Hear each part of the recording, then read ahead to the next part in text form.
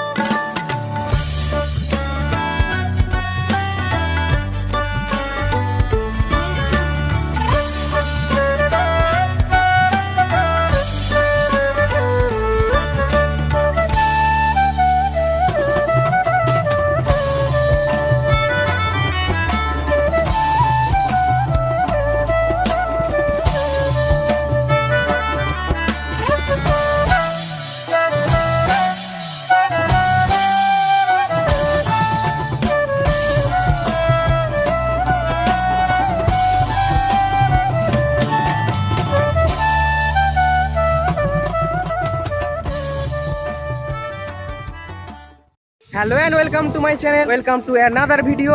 আমি নীলাভ চলে এসেছি আর একটা নতুন ভিডিও নিয়ে। আজকের আমাদের বিশাখাপত্তনম ভ্রমণের সেকেন্ড দিন, আর আমরা সেকেন্ড দিনে চলে এসেছি বোরাগুয়ালুতে। আর বোরাগুয়ালু থেকে আমরা এখন যাব বোরা কেভস দেখতে। তো চলো প্রথম থেকে শুরু করা যাক। ঘড়ির কাঁটায় তখন 6:18। সকাল সকাল হোটেল থেকে চেক আউট করে আমরা চলে এসেছিলাম বিশাখাপত্তনম স্টেশনে। তো বিশাখাপত্তনম থেকে আরাকু ভ্যালি যাওয়ার একটি মাত্র ট্রেন সকাল 7টার সময় বিশাখাপত্তনম স্টেশন থেকে ছাড়ে। ট্রেনটি হলো 58501 বিশাখাপত্তনম কিরান্দুল প্যাসেঞ্জার। আর এই ট্রেনের বিশেষত্ব হলো এই ট্রেনে টোটাল 3টে ভিস্টাডোম কোচ অ্যাভেলেবেল। এছাড়াও একটা স্লিপার্স কোচ, 3টে চেয়ার কার এবং 6টা জেনারেল কোচ এই ট্রেনে রয়েছে। ঘড়ির কাঁটায় 7:20। আমাদের ট্রেন বিশাখাপত্তনম থেকে রওনা দিল তার গন্তব্যের উদ্দেশ্যে। আর আমাদের গন্তব্য হলো বোরাগুহালু স্টেশন। বিশাখাপত্তনম থেকে বোরাগুহালু অর্থাৎ আমরা যে স্টেশনে নামবো তার দূরত্ব 98 কিলোমিটার। এই দীর্ঘ 3.5 ঘন্টার যাত্রাপথে আমরা অতিক্রম করব 8টা হল্ট এবং একটি ইন্টারমিডিয়েট স্টেশন। আমাদের ট্রেন তার যাত্রাপথে অতিক্রম করবে 58টা টানেল এবং 83টা ছোট বড় ব্রিজ। যাত্রাপথের প্রাকৃতিক সৌন্দর্য দেখতে দেখতে কখন যে 3.5 ঘন্টা কেটে গেছে তোমরা বুঝতেও পারবে না।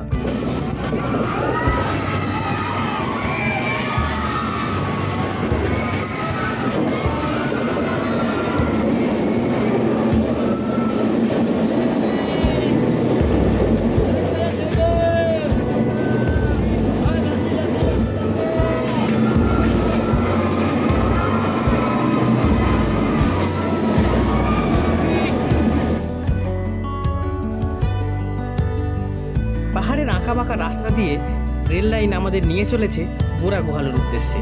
আশেপাশে ঝর্ণা আর প্রাকৃতিক সৌন্দর্য দেখতে দেখতে কখন যে বোরাগুহালু পৌঁছে গেলাম আমরা বুঝতেও পারলাম না। প্রথম দিনের মতো আজকেরও আমার সাথে রয়েছে আমারই বন্ধু এবং ট্রিপ প্ল্যানার শান্তনু জানা।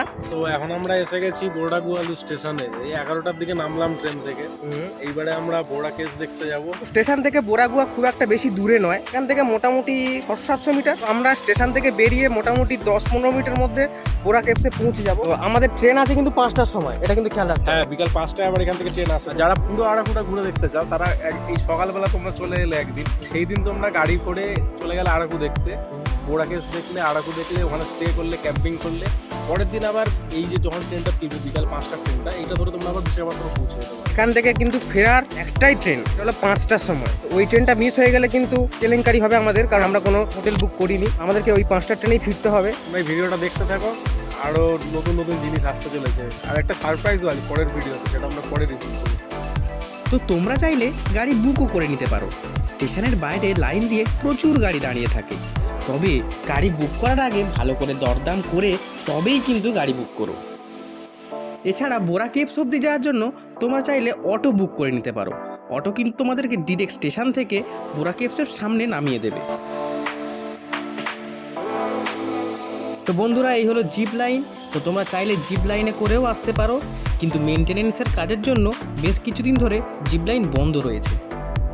তো আমরা এখন বোরা কেভসের সামনে পৌঁছে গেছি, আর তোমরা দেখতেই পাচ্ছ বুড়া কেভসের সামনে প্রচুর দোকান রয়েছে, বিভিন্ন সাজিয়ে রাখার জিনিস, প্রসাধনী দ্রব্য, এছাড়াও বিরিয়ানির দোকান রয়েছে প্রচুর।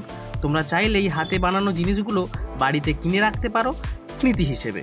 এছাড়াও গিফটের জন্য এইগুলো কিনতে পারো, দামটা একটু বেশি তবে মোটামুটি অ্যাফোর্ডেবল। তো বন্ধুরা, আমরা এখন চলে এসেছি টিকিট কাউন্টারের সামনে। এখান থেকে আমরা টিকিট কেটে ক্লক রুমে নিজেদের ব্যাগ রেখে আমরা এখন ভিতরে প্রবেশ করব।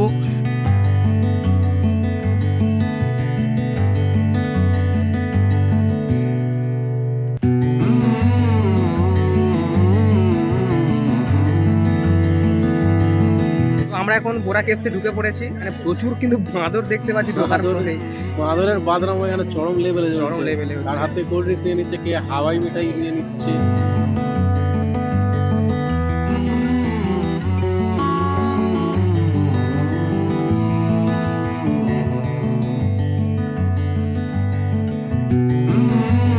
অন্ধ্রপ্রদেশের আরাকু ভ্যালির বুকে লুকিয়ে থাকা বোরা গুহা প্রায় 10 লক্ষ বছর পুরনো এক প্রাকৃতিক বিষয়। চুনাপাথরের উপর জল ও সময়ের প্রভাবে গড়ে উঠেছে এই রহস্যময় স্ট্যালাকটাইট ও স্ট্যালাগমাইট গঠন, যা দেখতে প্রকৃতির নিজের শিল্পকর্ম। গুহার ভিতরে রয়েছে এক প্রাকৃতিক শিবলিঙ্গ, যা স্থানীয়দের কাছে গভীর ধর্মীয় বিশ্বাসের প্রতীক। রঙিন আলোর ছটায় এই গুহা যেন এক স্বপ্নের জগৎ, যেখানে ইতিহাস, বিজ্ঞান ও আধ্যাত্মিকতা একসাথে মিলেমিশে গেছে।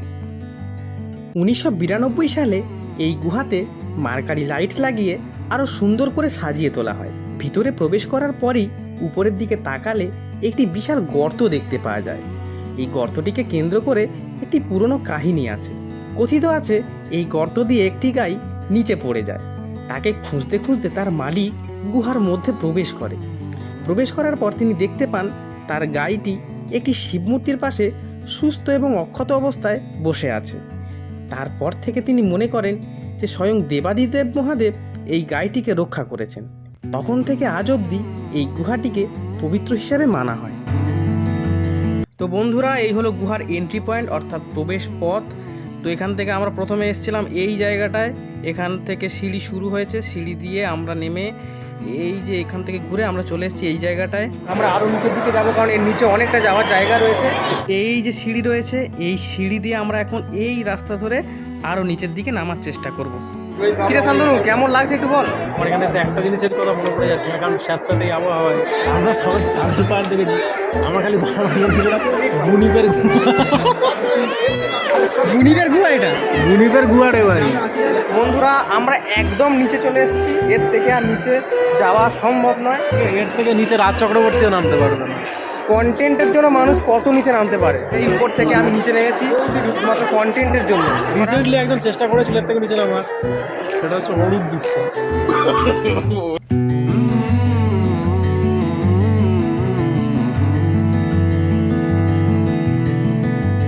তো বন্ধুরা, আমরা একদম গুহার এন্ড পয়েন্টে চলে এসেছি। সামনে আর যাওয়ার জায়গা নেই। শান্তনু, কেমন এক্সপিরিয়েন্স? এইসব লাইট বা গুহার সাথে এই যে লাইটগুলো, এগুলো ছবিতে দেখলে একরকম লাগছে, সামনে থেকে দেখলে আরো সুন্দর লাগছে দেখতে।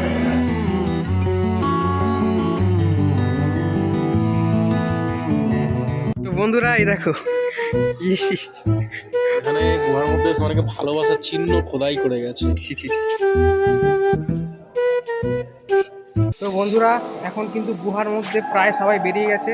আমরা এই দুজনই আছি, তারা রয়েছে তারা সব উপরে, আর আমরাই একমাত্র এতটা নিচে রয়েছে, আমরা দুজন, আর পিছনে 2-1 জন রয়েছে। তো হাতে সময় কম থাকায় কিছুক্ষণের মধ্যে আমরাও গুহার নিচ থেকে ওপরে চলে আসি।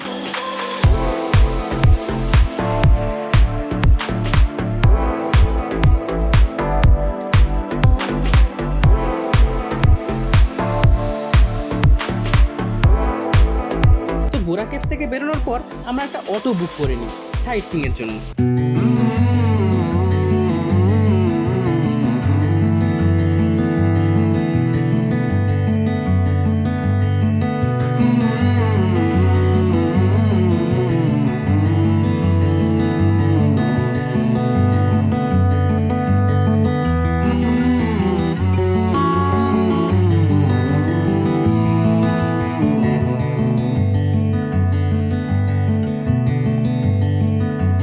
বন্ধুরা, আমরা স্টেশনে চলে এসেছি। এখন এখানে ওয়েদার এতটাই ঠান্ডা, আমরা এই সোয়েটার পরে আছি, তারপরেও ঠান্ডা লাগছে। ট্রেন আসতে একটু দেরি হবে, কারণ ট্রেন অনেকটাই লেট আছে, তাই তো? ট্রেন আসতে 1 ঘন্টা মতো লেট আছে। জেনারেলে শুয়ে যাচ্ছি, আর এটার জন্য পুরো ক্রেডিটটা শান্তনুকে যাচ্ছে। তো সারাদিন খুব সুন্দরভাবে ঘোরার পর আমরা যখন স্টেশনে ফিরে আসি, তখন আমাদের সাথে ঘটে যায় এক অপ্রত্যাশিত ঘটনা। তো চলো ঘটনাটা কি তোমাদেরকে জানাই। আমরা যখন সকালবেলা ট্রেন ধরেছিলাম, তখন আমাদের যাবতীয় ব্যাগ এবং ব্যাগে থাকা ল্যাপটপ এছাড়াও আরও বিশেষ কিছু জিনিসপত্র আমরা এই ক্লক রুমে রেখে যাই। প্রত্যেকটা স্টেশনেই এরকম ক্লক রুম থাকে, তোমরা জানো। তো এটি হলো বিশাখাপত্তনম স্টেশনের ক্লক রুম। সকালবেলা অর্থাৎ যখন আমরা ব্যাগ রেখেছিলাম, তখন আমাদের ট্রেন ধরার তাড়া থাকার জন্য আমরা অতটা খেয়াল করিনি যে আমাদের কাছ থেকে কত টাকা চার্জ করা হচ্ছে। কিন্তু আমরা যখন ব্যাগটা নিতে যাই, তখন আমরা খেয়াল করি যে আমাদের কাছ থেকে বেশ কিছু পরিমাণ টাকা বেশি নেওয়া হচ্ছে। তো আমরা যখন এটার কারণ জিজ্ঞাসা করি, ওরা প্রথম থেকেই আমাদের সাথে খুব অভদ্র আচরণ শুরু করে এবং কালো পোশাক পরা লোকটি আমার বন্ধু শান্তনুকে মারতে অবধি আসে। আর এই পুরো ঘটনাটা আমি আমার ক্যামেরা বন্দি করে নিই। ওরা একবারও বুঝতে পারেনি যে এখানে ক্যামেরা চলছিল। তো এই পুরো ঘটনাটা আমরা টুইটারে আইআরসিটিসিকে জানাই এবং তৎক্ষণাৎ ওরা রিপ্লাই করে এবং আমাদেরকে মেসেজ করে। আমরা পুরো ভিডিওটা ওদেরকে দেখাই এবং ওরা আমাদেরকে অ্যাসিওর করে যে সঠিক ব্যবস্থা ওদের বিরুদ্ধে নেওয়া হবে। ఓకే ఓకే చేసుకుని పెట్టు నువ్వు ఎగ్రీ అయి పెట్టు కదా బ్యాగ్ 2 బ్యాగ్స్ ఎగ్రీ అయ్యి కదా పెట్టు ఇంకో పాటు బోర్డింగ్ చేస్తే 50 రూపీస్ ఇచ్చే। ভিডিওটা আজকের মতো এখানেই শেষ করছি। পরবর্তী ভিডিওতে অনেক চমক আছে, সারপ্রাইজ আছে। চলো দেখা হচ্ছে পরের এপিসোড। এইবারে আমরা বোড়া কেস দেখতে যাব, দেখি ওখানে কি কি দেখা যাক। ভালো করে বল। হ্যাঁ, তো ওখানে আমরা এখন বোড়া কেস দেখতে যাব। এখানে বোড়া কেস এটা অনেকটা মাটির নিচে, অনেক কিছু দেখার আছে। এটা গুলিয়ে যাচ্ছে ভাই বলতে। এ ভাই দেখি আমরা এখন বোড়া কেস দেখি, তারপরে কি আর দেখা যায় আমরা দেখছি। কি একটা বলে দুম করে আর ভয় পাচ্ছিস কেন? প্রপারলি বল, কনফিডেন্স নিয়ে বল। না কি বলবো সেটা স্ক্রিপ্টটা তো আমাকে বলতে হবে। স্ক্রিপ্ট কি ব্লগিং কোনোদিন স্ক্রিপ্টিং হয় ভাই? ব্লগিং এ না না, আরে কি বলবো সেটা বল, মানে তোর সাথে সিঙ্ক তো রাখতে হবে। তুই যেটা বলছিস সেটা সাথে কিছু বললে তো আমি বলছি, আমি বলবো যে আমার বন্ধু শান্তনু জানা এরকম এসছে, এবার সে কে সেটা তো বোঝাতে হবে তো বন্ধুদেরকে। বন্ধুরা আমার পিছনে শান্তনু যাচ্ছে, বাবা তাই ঢুকে পড়েছি তো সব বন্ধ হয়ে যাচ্ছে রে। চ বেরো বেরো, এখানে বেশি লোক বসিস না বাবা, বিশাল গ্যাস ট্যাস আছে এখানে।